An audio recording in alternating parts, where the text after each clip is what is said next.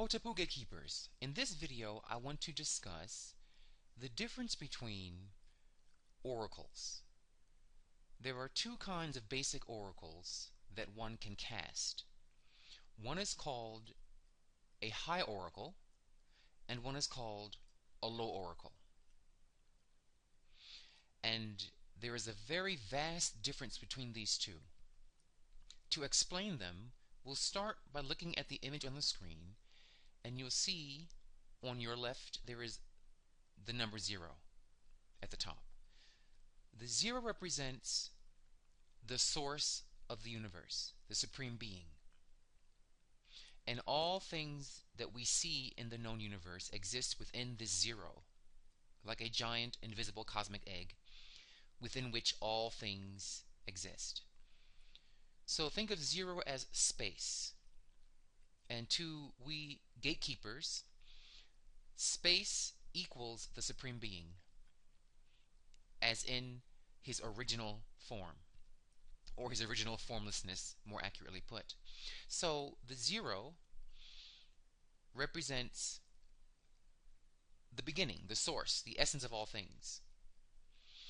Now, things at that level of being are static. They don't move. They are as if neutral, because 0 means no things in particular.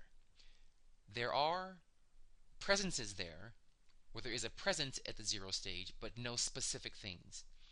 Much like unformed clay. There is clay there, but it has no shape. And that's what I mean by the clay being either in the 0 formless stage or molded into bowls and cups and little items. The important thing is that there is a presence, there is clay, but the 0 defines it being in an unformed state, and every other number corresponds to being formed infinitely into infinite shapes.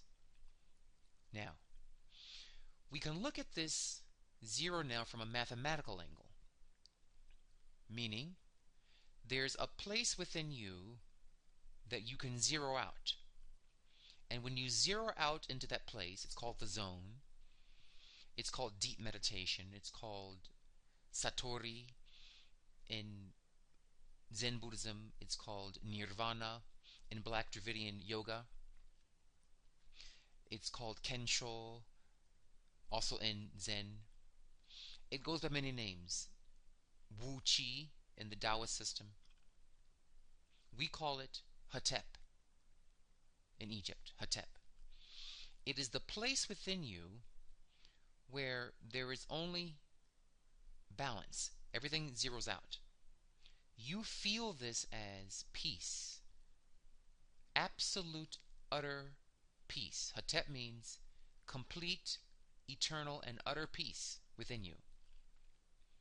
And this place of Hetep, we gave a number, the number 0, which is no numbers, yet is the possibility of all numbers. So, when you are in that deep place of Hetep, that deep place of Nirvana within, you actually don't see anything, you don't hear anything, you don't sense anything, you have a blacking out of senses, sounds, images. It just becomes blank. But that is the deepest level of your being. Then when you come out of that moment of the zone, that moment of Hetep, you start seeing things, sensing things, hearing things, having visions, hearing the truck drive by, aware that you're in a chair. You start having sensory revelations. Once you've left that deep, calm peace of zeroing out, you've dropped into the scales that you see here, these green scales, which are equations. Our word for equation in ancient Black Egypt was ma'a, the scales, ma'a, the scales, or makai. Because when you leave that place of peace and the zone, you are now in the field of duality, meaning on, off, forward, backwards, up, down. The world of opposites begin to happen. But what is an opposition?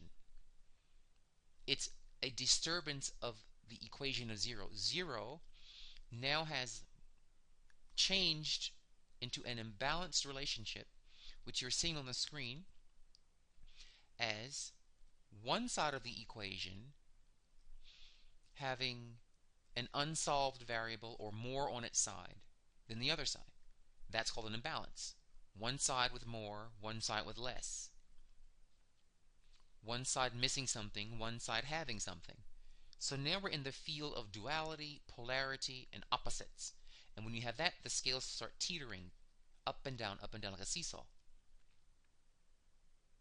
So when you have that teetering, you have left the field of peace and entered the field of tension or duality. Now, what is the purpose of all equations? To return to zero.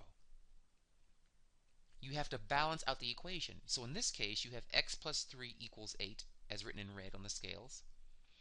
And you learned basically in high school how to solve the equation. But what are you trying to get it to? Zero, where the left and the right equal each other and are balanced. So you would say x plus 3 equals 8. You want to solve for x, then you would put x plus 3 minus 3 equals 8 minus 3. X equals 8 minus 3, which is 5. Because 5 says, given this relationship, the fulcrum point, meaning the fulcrum of the seesaw, if you have a person that weighs 300 pounds on one side of the seesaw and a person that weighs 120 pounds on the other, and if you put the fulcrum in the middle, you can't make the seesaw, you can't teeter it. You've got to move that fulcrum, that center balancing point's got to be moved in such a way that it finds an equilibrium point given the two differences in weight on each side. So if you slide that fulcrum, eventually you'll be able to seesaw despite the weight differences. So you're trying to balance the equation that you have of the weights of each person so you can have fun seesawing. You're trying to find the balance point.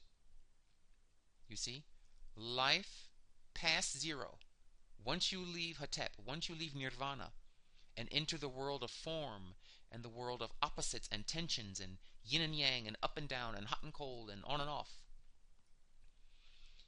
Once you do that, you do nothing more but seek to go back to zero. When you're working too hard at your job, a lot of things happening, a lot of phone calls and papers to sign and people to speak to, a lot of activity, the equation, the scales are balancing up and down, up and down, up and down. And you eventually work so hard in a day to resolve all of the fires that happened on the job, to put them out. You're trying to resolve them back to what? Calm. Or zero. Peace. Where everything is all good. Everything is balanced. You see? So when you let's say, take a penny or pencil and you throw it up in the air, what happens? It goes up, then it is pulled back down to where? To the earth. Now when it lands on the ground, what does it do?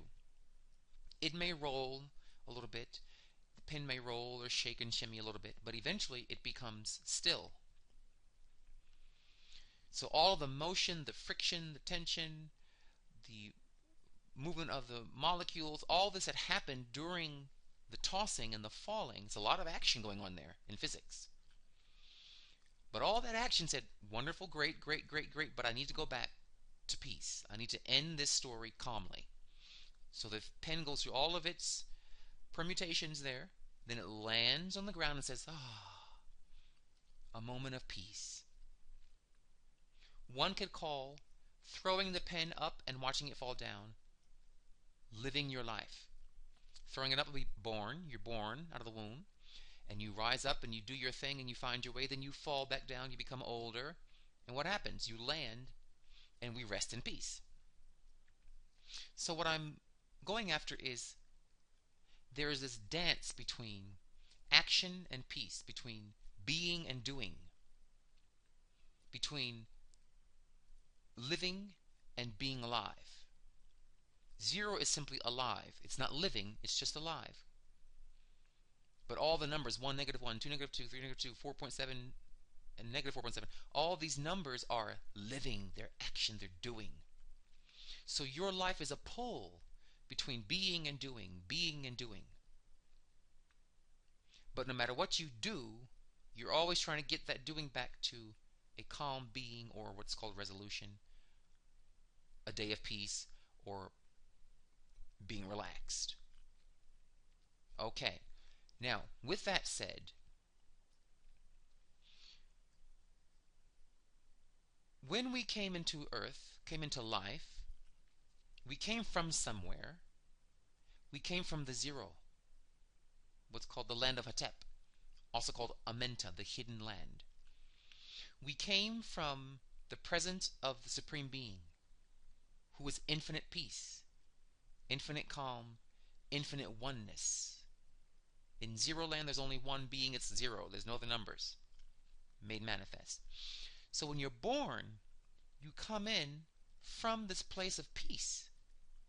And as you leave that realm of Hetep, Nirvana, Amenta, as you leave Amenta, you start entering the field of opposites, duality, tension, up and down, up and down, up and down.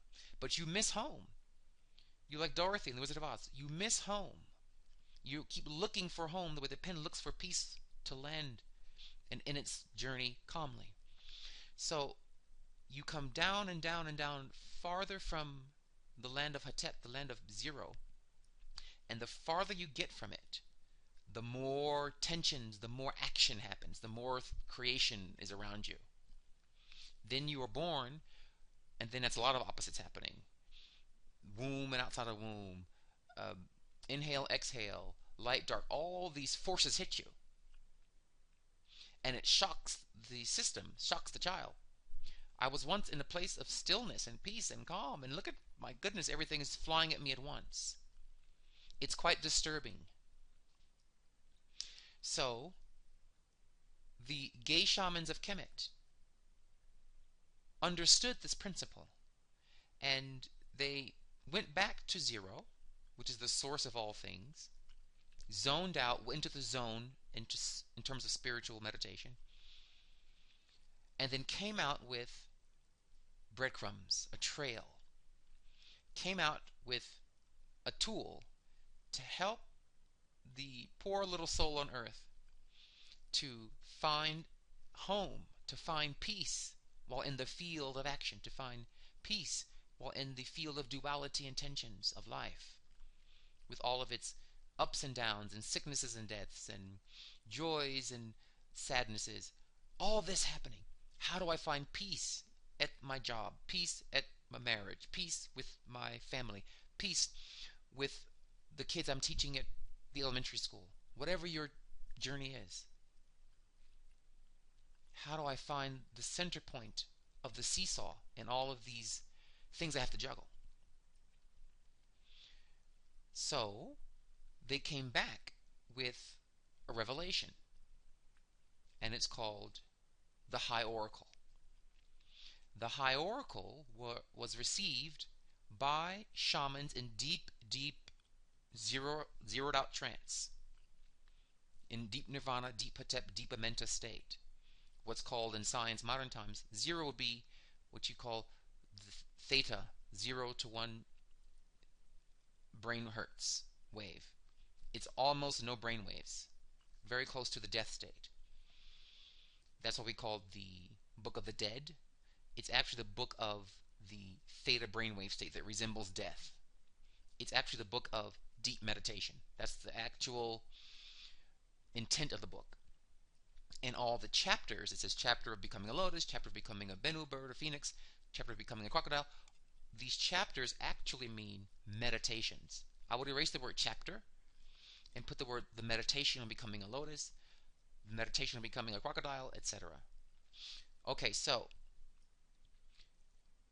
they brought this computer, a divine tool, that if consulted, talks to zero, the vacuum, i.e. the creator, All things exist within space. Nothing that you know of exists outside of space. So space is the great unifier. Everything's inside of the zero. And the zero is aware of the seesaws inside of it, the dualities inside of it. But the dualities often forget the zero that surrounds it. What I'm saying is the creator is aware of you, but you often forget the creator within whom you live, who gives you the space to even exist. At the Golden Beetle, we find looking at the creator as the number zero mathematically is very empowering, because it means zero is potential. Possibilities are endless if you become deeply calm and you zero out. You come back with a solution. That's exactly what the gay shamans did when they saw people struggling through life with disease and earthquakes and storms and death and plague and locusts and all this. They said the people need to find peace. Help us. So they zeroed out, spoke to the vacuum, to Amenta, to Nirvana, and the vacuum Nirvana came back and said, here, give them this. And it was the High Oracle. And the High Oracle, as you see here, the highest oracles in the world come from Africa. And here's an example of one, this square here. And you see here these strokes. You have a single tick mark, then double tick marks. So the first one, single, means radiation, radiative motion, centrifugal force, outward. The double stroke means gravitational force or magnetic force. So one stroke means centrifugal, out, electrical motion, yang, radiation. The double stroke means inward moving, centripetal, gravitational, yin, going in. Yin goes in, okay? So we have electromagnetic, radiative, gravitational, in, out, on, off, up, down, light, dark, and I can go on and on and on with every single duality that exists in the universe. So we showed the light force as one stroke and the night force as excuse me, two strokes. So here we have all things in universe, dualities.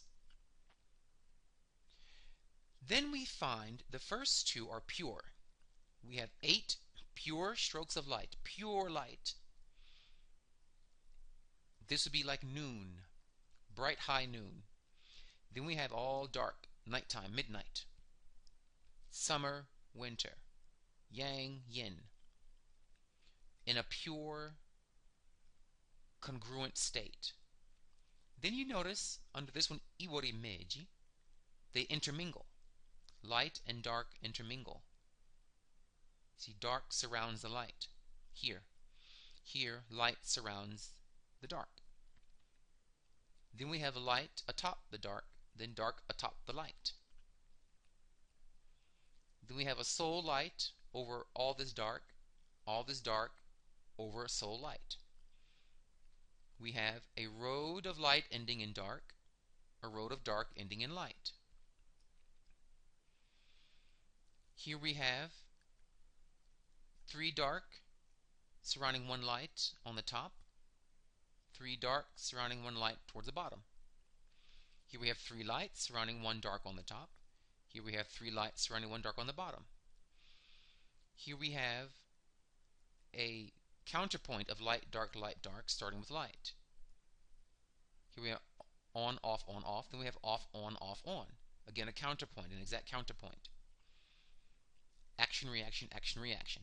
So this table was revealed to the gay shamans of Africa, of Kemet, and it became what was called the Afa Oracle from the City of the Eight in Egypt, Khnemu, the City of the Eight.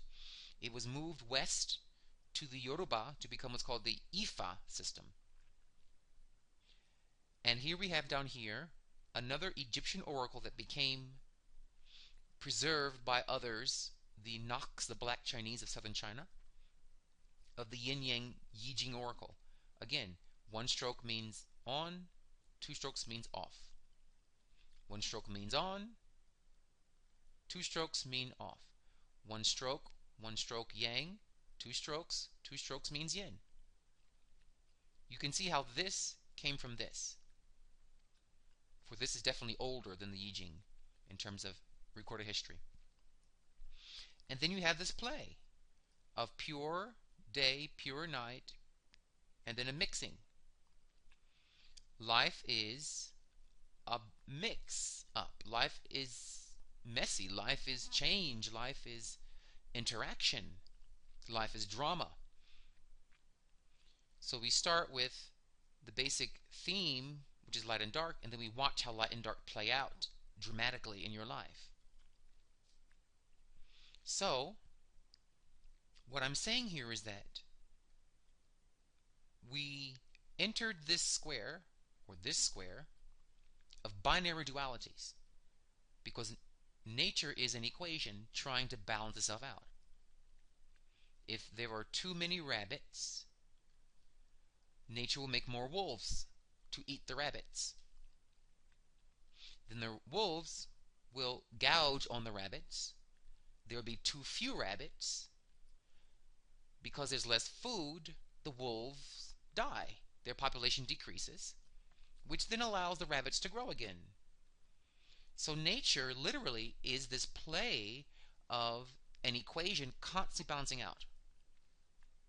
Predator and prey. Constantly. You see? So, your life is this battle between on and off, too much, too little, not enough, overdone, etc. And you're looking for peace. So a high oracle has to speak mathematically, like nature, like wolves and rabbits.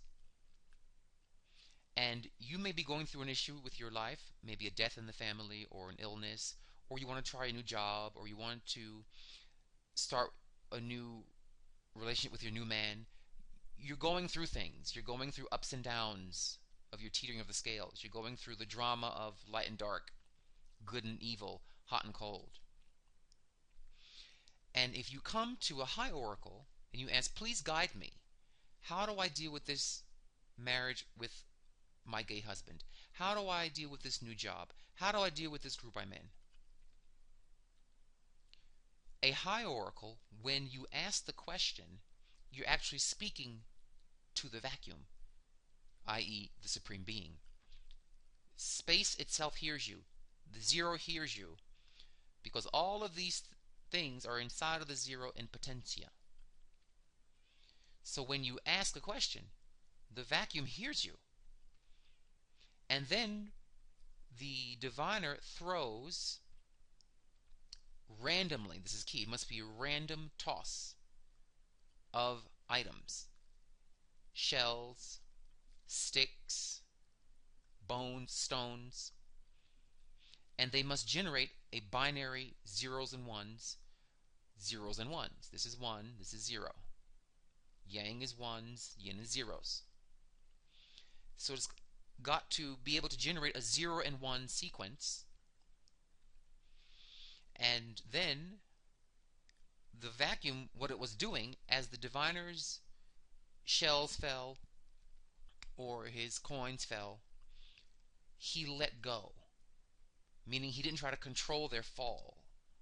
He said, I'm just going to trust, I'm going to ask the question, focus my intent to the Supreme Being, what we call the vacuum, space, we call neter, and we're going to just drop them and let que sera, sera. Let it just fall as it will. That letting it go, releasing control, is very important. It's in that small 2 to 3 seconds between the hands opening and the shells landing. It's about maybe 2 seconds. In that 2-second block, the entire universe can speak. because the universe is everywhere and everything. There is no place that space is not.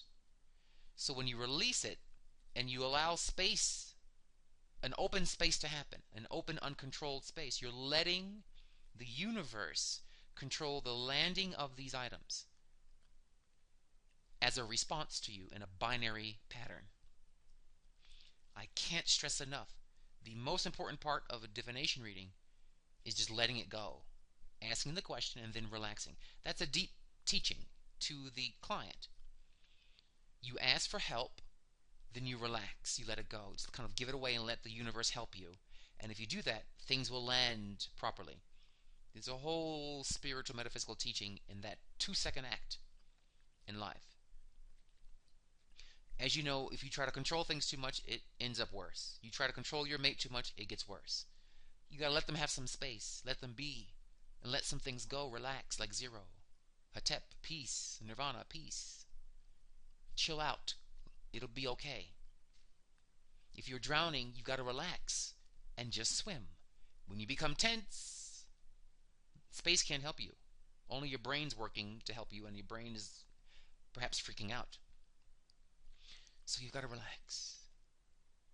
Then the shells will fall by the universe's will, because the universe is aware. It is intelligent. It made you. It must be intelligent. And it lands, and then the diviner, who in our system trains for about 21 years to become proficient. It's a lifelong training, basically, to read the vacuum's message. And because nature is on, off, light, dark, yin yang, nature, rabbits and wolves, the answer must come in a binary way that's saying, you have to balance your wolves to your rabbits in this way. If you do this, the oracle says, it gives you counsel, gives you a story, a myth, something to guide you. It says if you follow this behavior, you balance your wolves and your rabbits in this situation, in your marriage, in your career, in your health. So what I'm saying in the end is that a high oracle is seeking to resolve the tensions of your scales, of your equation, back to zero. It's solving for X. X is the unknown. How do I handle this situation? The high oracle is reading that for you, and for whatever reason in this scenario, you have 3 more on one side than the other. Person B comes to the next reading, maybe they get X plus 8 equals 42. The vacuum is reading the balance of light and dark in your being vis-a-vis this scenario, and says, given your upbringing and your issues and your fears and your strengths, and given the task at hand, we say this is the way to balance your equation so that X equals 5, or whatever the equation is. A high oracle always pushes you back to zero, to the creator, to Neter. That your small little actions will bring peace, zero, calm, to the scenario you're in.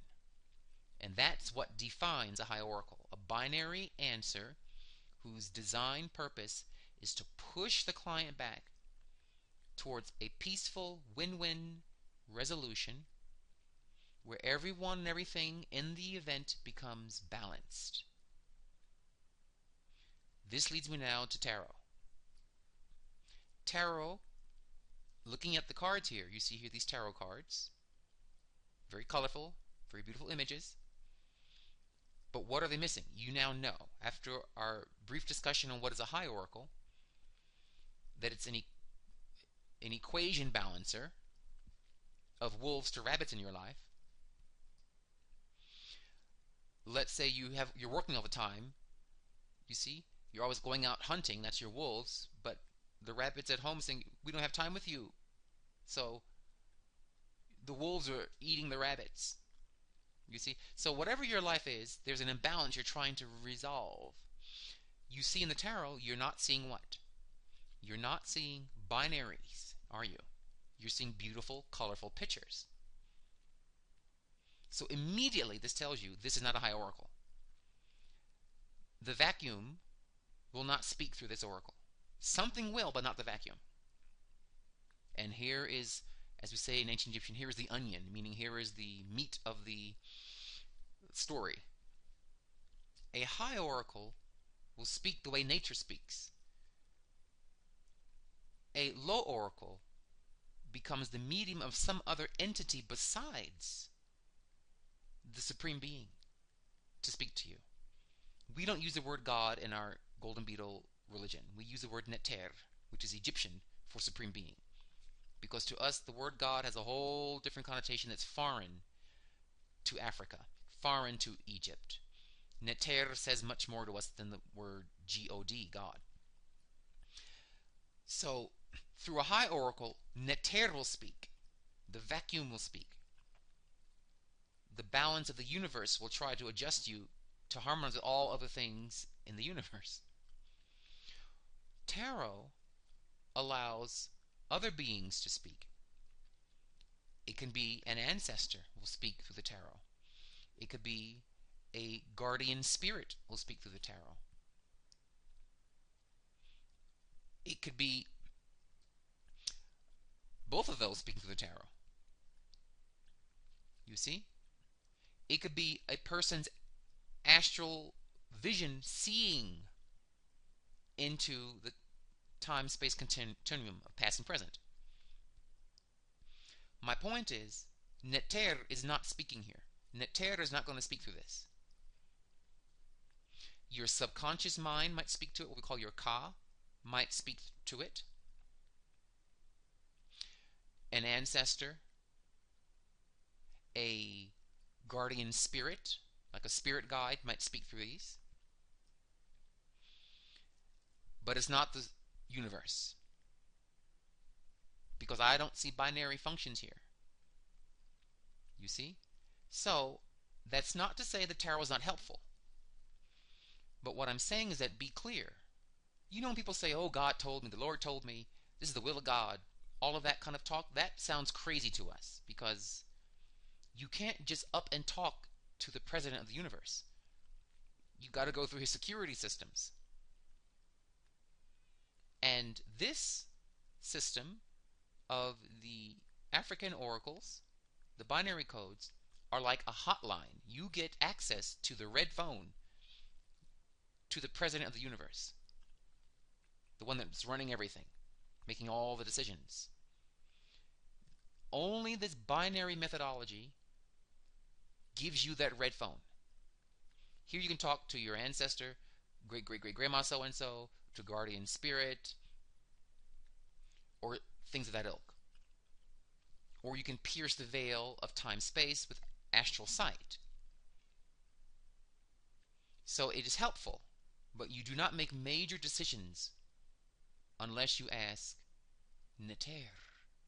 You don't make major choices unless you ask the boss. You ask the Supreme Being, the President of the universe. Then you can add this to it. You can get a reading. We use the Oracle of Ra, which is very similar to this. Quite different in expression, but similar in pattern. And you can, if you want, add this after you get the reading to give you more insight and more information. To give you maybe a visual. Here we have Sylvia Brown, who is a very talented psychic. She is a true psychic. She's very talented. But when you get a reading from her, it's not Neter talking. It's often the same entities that talk through the tarot. Maybe she's hearing one of your ancestors talk to you. Maybe she's hearing one of your spirit guides talk to you. Maybe she's hearing your subconscious mind talk to you, your Ka talk to you. And although her methods can be more dazzling, they're more razzle-dazzle, they're more, wow, how did she know that I had a keychain from my great-grandfather that had a broken left corner that said the word family? I mean, there's no way she could know that. So the appearance of these types of readings are more dramatic, they're more spectacular. They're more dazzling. The danger, though, that's the benefit. The danger is that who's talking to you? Because truth be told, negative ancestors can speak. Unless a person is very clean and pure, they're very spiritual. The psychic must be very spiritual. They cannot be doing drugs. That includes marijuana, any kind of drugs. That includes hallucinogenics or mushrooms or those crazy type quote-unquote shamans that do drugs to get visions. Those are crazy shamans who are weak of power. If you need a drug, some kind of pharmacopic chemical to talk to spirit, something's wrong with you. Something is off. And I'm indicting whole traditions of people because that is insane.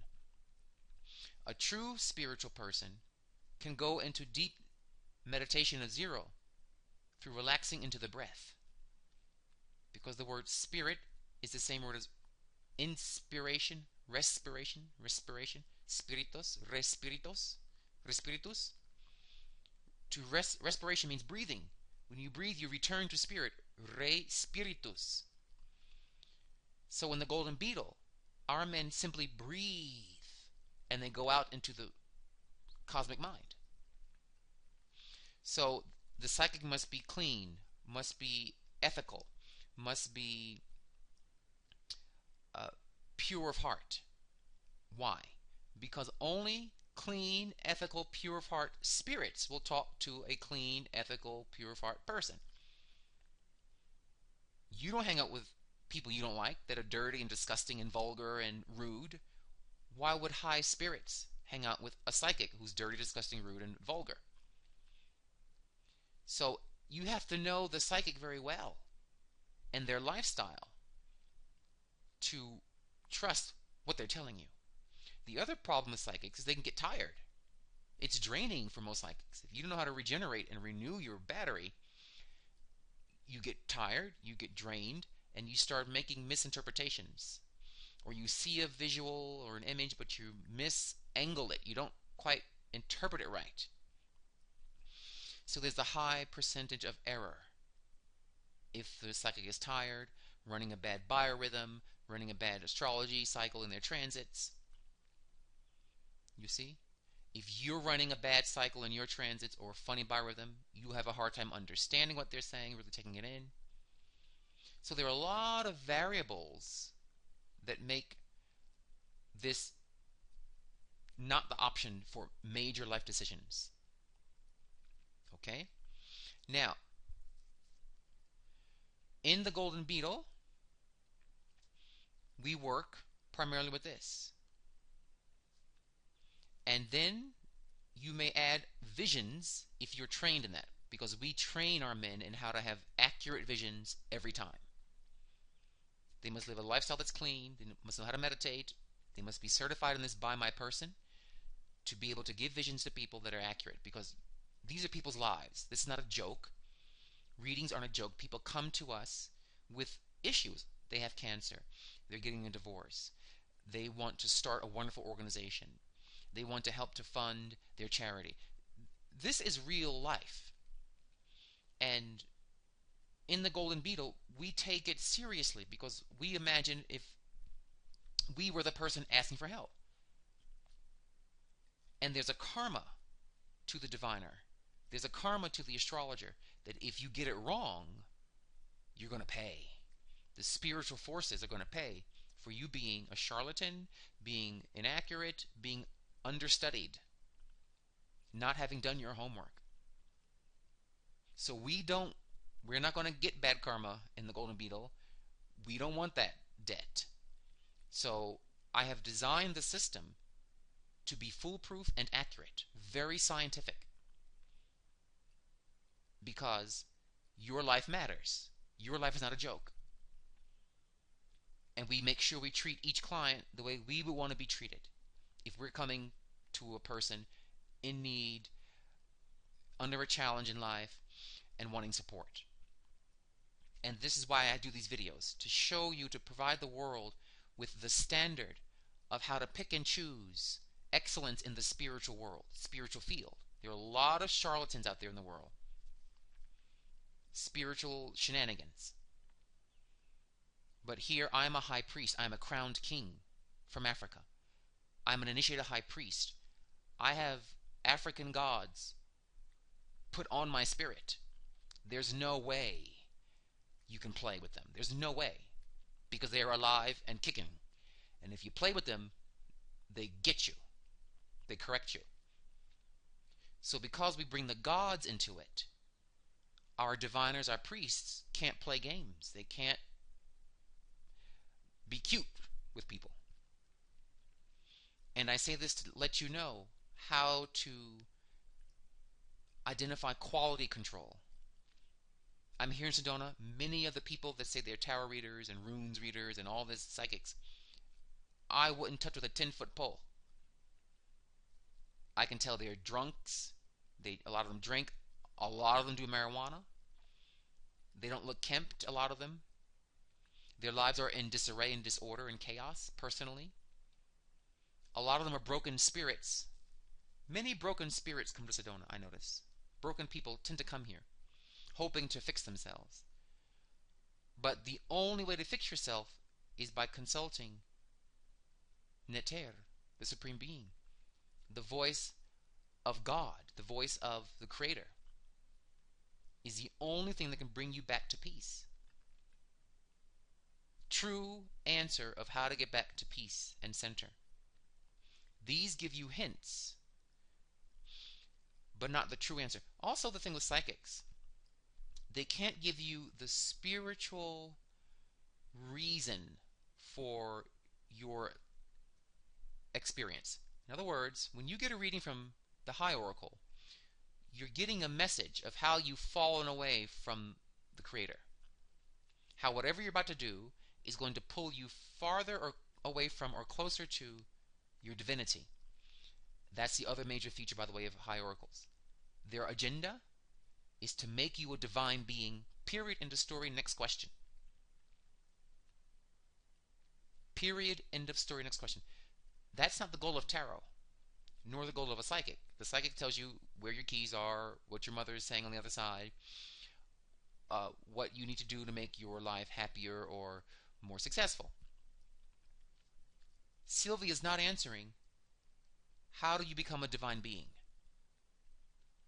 And that is the major distinction between these two sides of this screen. This side is saying, my only objective is how to get you to be a divine, peaceful being. To be a living avatar, a living example of the Supreme Being on two legs. This is saying how to make your present situation better. One day you may become a divine being or not. I'm not going to answer that for you, says Tarot and Sylvia's of the world. This says, my goal is to make you like the Creator, like the Supreme Being. Okay? So, that's our basic video on the differences between high oracles, low oracles, tarot, psychic, and African high divination. So, I pray this is helpful to you. May you always find peace and balance. And just so you know, these oracles here work through what's called the crossroads. What we call the monkey in the middle, the baboon in the middle. You see there's a crossroads here? There's a middle point. Between opposites is a middle point. And there's a God that sits here on the equal sign. In the Book of the Dead, the Judgment Hall of Ani, you see scales and you see a little tiny baboon on top the central column. He's called Awon the trickster. And he's temptation. He's the voice of temptation in you, between right and wrong. The voice that tends to want to justify doing wrong when you know what should be done as the right way. He always sits at the middle. Whenever you get a reading from these binary forces, this binary computer of heaven, it will always pose a challenge to you. And the challenge has one feature. Doing the right thing, but you don't want to. That's the test. That's the riddle. That is the moral of the story. They always give you a storyline or a myth that is fractally self-similar to what you're going through. So oracles are fractals, literary fractals, on your scale, of the scale of your small little situation. A great cosmic myth from the creation of the universe whittles down to a scale invariant version on a much smaller scale of your tiny life story. Same pattern, just on a smaller scale. Same myth, just on a tinier scale. And in any great story, what is the goal? Character development of the protagonist. The protagonist must go through what's called the hero's journey, where you have to go through trial and tribulation and ultimately a test of character, a crossroads of good versus evil. All of these stories that you get from here have that same story arc. Once upon a time, there was so-and-so in a land far, far and away, far, far and away. And there's a hero, which is you. Then there's a scenario, which has evil in it, your dark side, your anger, your fear, whatever, insecurity. And it says, in this story, the character faced this kind of evil this way. Fractally, so too should you face your version of this monster in a similar way. If you face this monster in your situation in a way like this character did back in the beginning of time, this myth is God, your situation will resolve into peace the way the characters did, and you'll become more divine in the end of it. That's it. That's what a high oracle does. Sylvia doesn't go through all that, nor do the tarot cards go through all that. You see? So you're going to be pushed here. You're going to be challenged with something you hate to do, but you know is the right thing to do. And people ask me, well, why go to oracles? Because you lose your free will. Well, what I just said was, you got to make a choice. The oracles simply present to you the path of good and evil. Now, it says, if you take the good path, this will be the pattern. This will be the storyline. If you take the evil path, the story will end like this. So you still have what you may call free will. It's simply telling you, I know the road. I know on this road is a Walmart, and this road there is a Taco Bell. That's not mysterious. The oracle saying on this road is good, this road is evil. Pick. And it's the choice the character makes. It makes him either a hero who picked the good when he didn't want to, when it was hurtful and painful to do the right thing, or he becomes the villain when he gives in to his insecurities, fears, and low-life thinking. So every moment of your life, your marriage, you're becoming the villain or the hero. In your business, you're becoming the villain or the hero in business. In your friendships, in how you treat your body, in your diet, you're becoming a villain to your body or a hero to your body. Every moment is a battle between opposites, yin and yang. Yin would be the evil, yang is the hero. And the oracles that are the great oracles say, I'm going to put you between the two, tell you your options, and then watch what you do. The choice you make defines you. In our system, what defines you are your choices. Not what you come from, not your education or lack thereof, not your money or lack thereof, not your looks or lack thereof, not your weight. None of that defines you. What defines you are the choices you make vis-a-vis your money, your weight, your looks, whatever nature has handed you, the universe has handed you as your karma. How do you choose to handle that defines you. You are your choices. You are your choices. And no one can force you to choose anything because the choice is on you. Even when the great vacuum speaks to you, Nectar speaks to you, he does not force you to follow the oracle. You're never forced to follow whatever the reading said, is the storyline. It says, here it is. Now you choose villain or hero. People who break the oracles become villainous. Their life goes down a dark path, what we call entropic chaos in fractals, and begins. Entropic means the system loses energy and coherence. It dissolves and becomes weak, basically. The hero's path is called the deterministic path of chaos theory, meaning the system gains energy and becomes more coherent and creates new patterns, new discoveries in itself. So, the spiritual initiation of the crossroads is a prime feature of high oracles. And they're never wrong because the vacuum is speaking mathematically to you, given your equation that you brought to the question. So, again, I pray this was useful to you and that it helps to guide the world in how to identify who's talking, Neter, the vacuum, or an ancestor or spirit guide, or someone seeing the psychic future for someone. That Neter, or the high oracles, speak in binary maths whose goal is to make you a divine being by balancing out your relationship to good and evil. Towards the good, of course. And that's how it works. So, be well, Dwawend Hotepu.